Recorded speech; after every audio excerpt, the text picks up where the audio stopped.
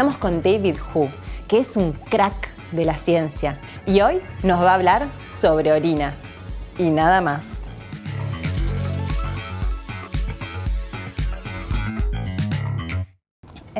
Welcome, David. It's nice to have you here. It's great to be here, Daniela. Are you enjoying your visit to Argentina? Yes, it's a beautiful country. We had steak, wine, and now we have science.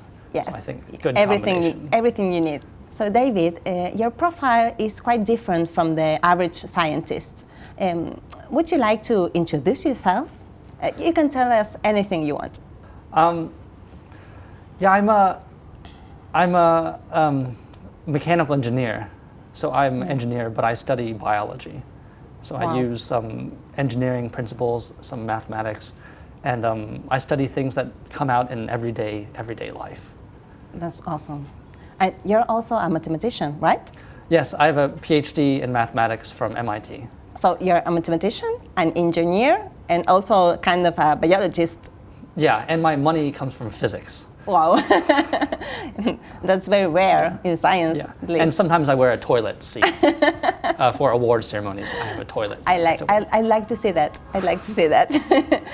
So, David, in 2015, you won a Nobel Prize, right? That's right. The Ig Nobel in physics. And this prize is a very particular prize. Can you tell us something about it? Yeah, it's the only award for research that makes people laugh and then think. That's wonderful. And what was your research about?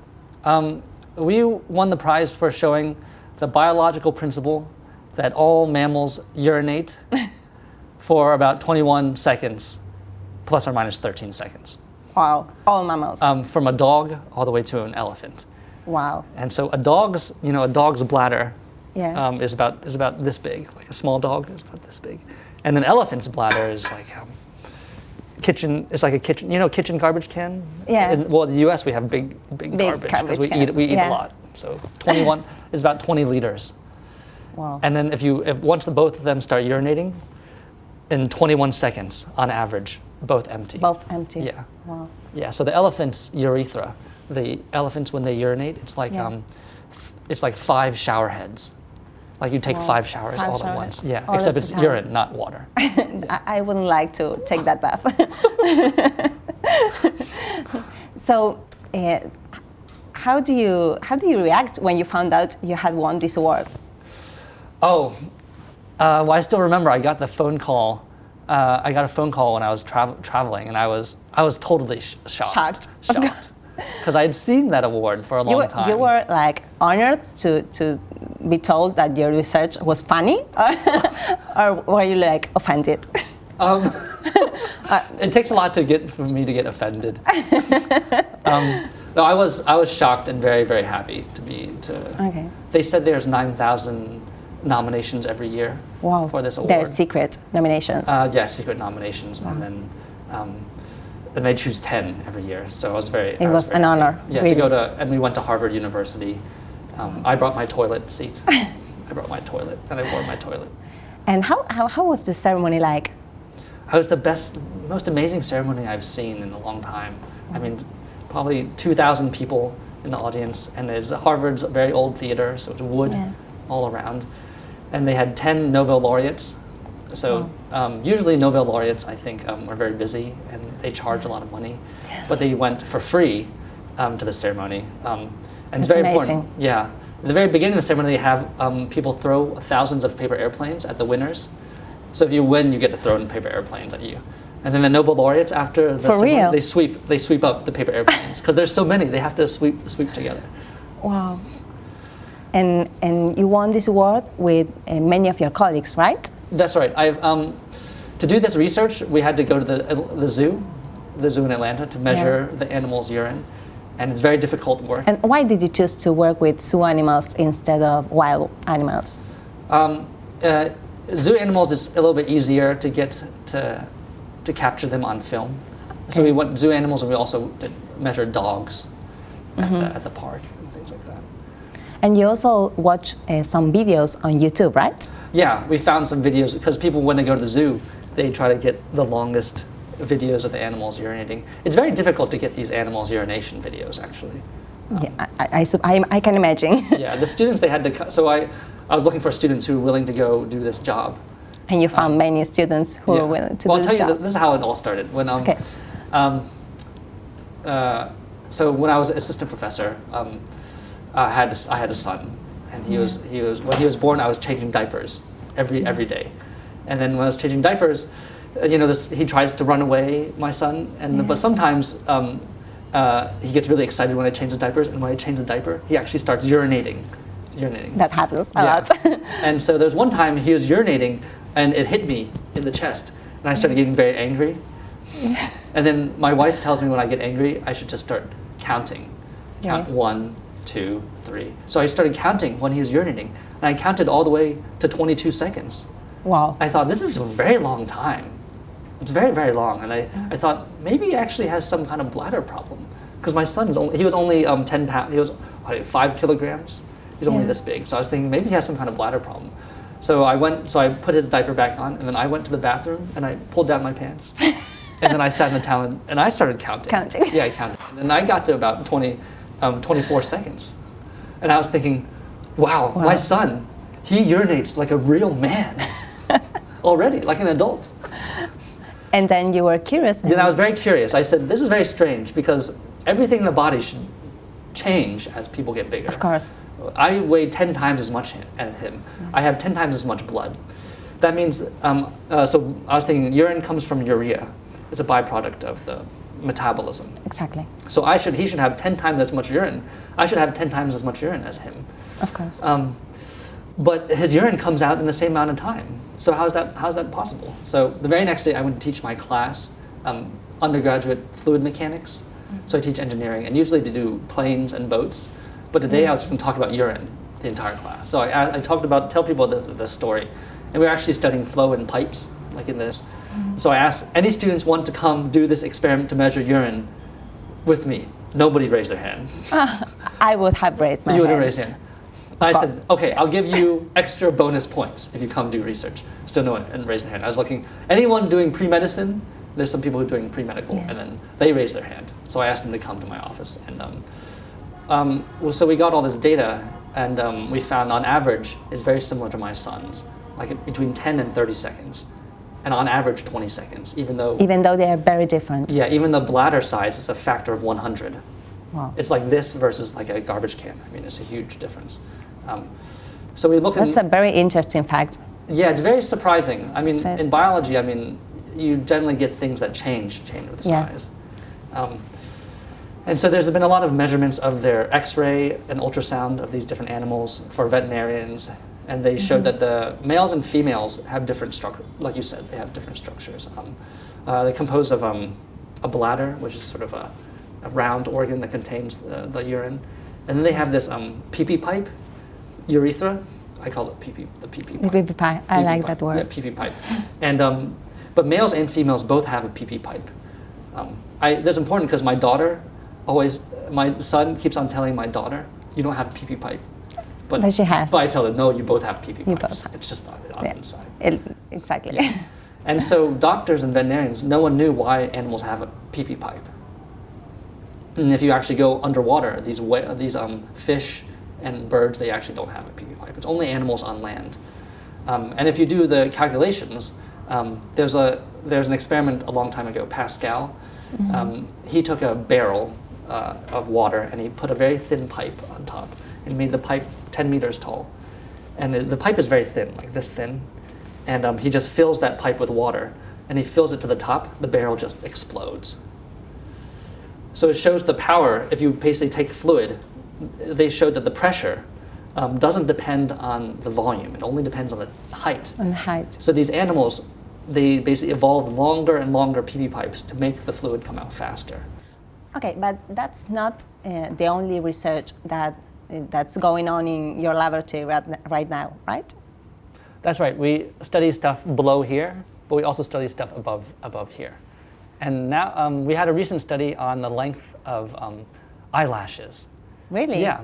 Yeah, you're a very good example, actually. Really? Because you have very long and beautiful eyelashes.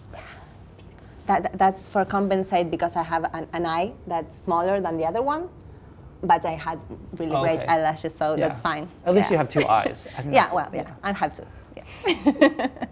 Yeah. And what is this research about? Well, so every year I do a study, just like the urine study, that we don't have any money, but I just see something and I'm very curious and I have to understand. You're a very curious person. Yeah. It is a big problem for me, actually. Yeah, really? Do you think it's a problem in science? Curiosity? Well, they have the saying, curiosity killed the cat in the US. So they think it's just, it's definitely uncontrollable. And so I would give you, so the eyelash, when we started thinking about eyelashes, it was in the emergency room. My wife was giving birth to my daughter. And I was taking all these pictures. I was super excited. My wife said, "Stop taking pictures. Help me." I was like, "No, I have to capture it." And then I saw my daughter for the first time. And she was so fat and ugly. She looked... You can't say that on TV. She's going to watch this. She looks a little bit different now. Okay, that's fine. But she looked exactly like my father-in-law. Just like my father-in-law was like my daughter. Yeah, she looked like my father. Just like huge, just like... We don't have to say this, but all babies, all newborn babies. I think they're very swollen. Yeah. But then they and then she changed, but one thing I noticed, she was very, very, she had no hair. Totally no hair. Just like me in a few years. In a few years. Yeah. And then, but she had very long eyelashes. Very, very long eyelashes. And I thought, well, she was my daughter, even though she was so big and things. I thought she's very beautiful for these eyelashes. And then I thought, that's very strange why she's born with eyelashes. Like she has no defense, no weapons, but she does have long eyelashes. So I thought maybe eyelashes are actually important. And so we actually read a little bit about it, and it turns out the eyelashes they showed that children who have allergies have longer eyelashes. Their eyelashes get longer. But people don't understand why we have eyelashes. There's no theory for why we have eyelashes. And if you don't have eyelashes, there's a problem called maladrosis. Yes. If you have no eyelashes, you actually get many more eye infections. And can you blink normally if you don't have an eyelash? I think so, but eyes are usually very sometimes more painful, drier. In the U.S., at least dry eyes is a big issue. Because of the use of the computer and stuff, right? Oh yeah. We don't blink enough. So there's this missing link. People have eyelashes in response to allergies, but no one knows why we have eyelashes. So we decided to do this biological approach that we go to the museum and we measure all these. There's these museums that you can measure all these dead animals, kind of like Walmart for dead animals. You open the drawers, there's all sorts of dead animals, small ones, big ones. And we measured mice all the way to rats and zebras and pandas, orangutans, and then tigers and elephants. And we measured all their eyelashes, and we found many animals have eyelashes. And on average, they're about the length of the eyelash, the length that comes out, this length, is about 1/3 the width of the eye. So we call all animals. Yeah, on average, yeah. So if we call someone with long eyelashes, their eyelashes are a little longer than that, and shorter are shorter than that 1/3. But you don't see any animals with eyelashes like this, or like this.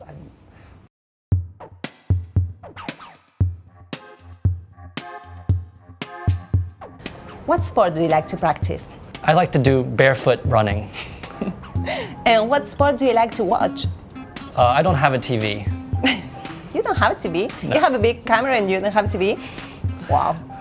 Who is your favorite scientist and why? Jane Goodall, because she lived with chimpanzees. What's your favorite film? Jurassic Park. Favorite book? 100 Years of Solitude. García Márquez, bien. If I gave you a time machine right now, where would you go and why? I would go to the age of dinosaurs, so I could see if our law of urination works for really, really, really big animals. And what kind of bucket would you use to collect that urine? I'd probably need an automobile. So we saw this as a special length, and we thought this is very strange. And he wanted to know why. we wanted to know why, and it was very difficult actually for a long time. But what we decided to do, we noticed that one thing they had, so I'm a fluid mechanics person, so my background is on wind tunnels and flow of water. And so we decided to make an fake artificial eye. So we took a small cup of water like this and put eyelashes, like if I took your eyelashes and put them... Real eyelashes? Yeah, real or eyelashes. Or plastic eyelashes? The fake kind. The fake kind, The one, okay. But I think those are real eyelashes. They're somebody's hair. Oh, okay. And we also, we put them all around a cup, and then we put a wind tunnel, and made the wind the same speed as the animals walking. Because when you walk forward, when you walk, you can feel your eyes, you get more airflow.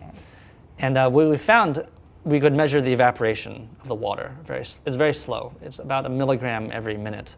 But you can measure it. And we found that if you have this special eyelash length, the evaporation is half as fast. Because it diverts air? Yeah, they call it, the newspapers call it aerodynamic armor.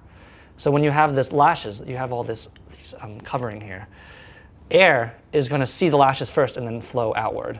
The air particles will flow outward. And so basically here you have some stagnant, air that's very still. The problem is if your eyelashes get too long, like if you go for Mardi Gras, your eyelashes get too long, then actually the incoming wind will actually come with the eyelashes, and you'll bring more air into the eye. And your eyes get drier. You get drier. And then also if it's too short, then you don't have that sort of effect. So that is why all these animals the animals with long lashes, their lashes grew shorter, the animals with short lashes grew longer, until they all have some similar kind of length. And did you find a relation between where the animal lived and the length of their eyelashes? Some of these desert animals that have very, very dry conditions, they have longer eyelashes? The problem is if you make it longer, you're going to get more of the wind. So they have to make it denser. Denser, okay. Have you heard of Marilyn Monroe? Of course. Okay. She had a problem called double eyelashes. So she had 2 layers of eyelashes. I didn't know that. Yeah. So she didn't have to wear that much mascara because she had the double eyelashes. She was so beautiful. She didn't need mascara. Yeah. But even more beautiful are camels. Because they have like 3? Because they have 3 sets. Yeah, they have more eyelashes than Marilyn Monroe. I'm a great student. Yeah. I knew the answer before you said it. They they have 3 sets of eyelashes. So basically, they can they still follow this idea of the length. Yes. But they get denser, so they have more blocking the air. And so in comparison, like rats maybe have less denser eyelashes. Oh yeah, than they only have camels. one. Well, a lot of animals with fur, like if you were like Chewbacca, Yeah. You have fur all over your face, That then you would don't. be wonderful. That- Being Chewbacca, I would love to. Should be Chewbacca. Chewbacca, of course. Then you wouldn't worry about one eye being a different size than the other eye, Yeah. because you have your face is furry. I've seen my cat, and he doesn't have that Yeah. many eyelashes. Yeah, once you have fur covering your face, then it protects your eyes, so they don't have it. So we need like longer eyelashes. We need a denser eyelash. You don't want them to be too long. Yeah, and The right length, Yeah, but what it changes the is density. Yeah, Right. And the best thing is if we walked around like this. Yeah. If you had a toilet like these toilet paper tubes, then your eyes would never get dry. So I can stop buying eye drops. Oh, and you would just start feel like walking it's so good if you walked around like this. with This would feel toilet so paper good. tubes. But the problem is, so if animals evolved like this, then every time the dust comes, it would get covered in dust. So I would look like a raccoon. You would have a lot of dust and pollen inside your toilet paper tubes. Yeah. And so that's why we have the eyelashes, because here you can just wipe it once and the dust. And the dust We comes did a out. high-speed video of when people go like this, the lashes actually flick at very high speed. And they keep our eyes clean and wet. Yeah, and they allow you to see because they don't block. Because when you go like this, you block the light. Like I won't be able to see you coming if you are like that. So they're an important part. So people used to think that hair was just for insulation, just to keep us warm. Yes. But I think it also has a protective function. Because, for example, humans, we lost all our hair. Well, Yeah. most of the hair. We lost most of the hair except here. in the parts where we really need them. We really need it for our eyes. Yeah. Let's talk about your beginnings. Why did you decide to study maths? My roommate was actually a mathematician. Really? Yeah. He took calculus when he was 10 years old. So we were college roommates, and he was always doing his math homework, and I was doing my engineering homework, and then we just started talking about the work. And my university, MIT, was no grades your first year. Wow. Yeah, so I could. That's great. Yeah, they changed it now. They only have it one semester because of drinking. Yeah, But, now it's I can one see why. semester. I Yeah. can see why. Which can be abused. But so that semester I took one of the most. It was a math course, and probability is for upper level degree majors. But I really enjoyed it, and I decided I always wanted to have this math perspective. I didn't know why. I didn't know at that time. I didn't know I wanted to study biology. I just knew it seemed like it was useful to learn some of these things. So I just did it because I enjoyed it. So you decided to apply your knowledge in engineering and in maths to solve biology problems. That's right. And that was only until after college. That was when I was in graduate school. Yeah, your laboratory strikes like a little unconventional. You have many researchers working in very different fields. Yeah. Urination, defecation, eyelashes. I have a student who's just working on tongues, the animal tongues. She studies cat tongues. Yes. And tiger tongues, and shows all the spikes and why they have some spikes and things.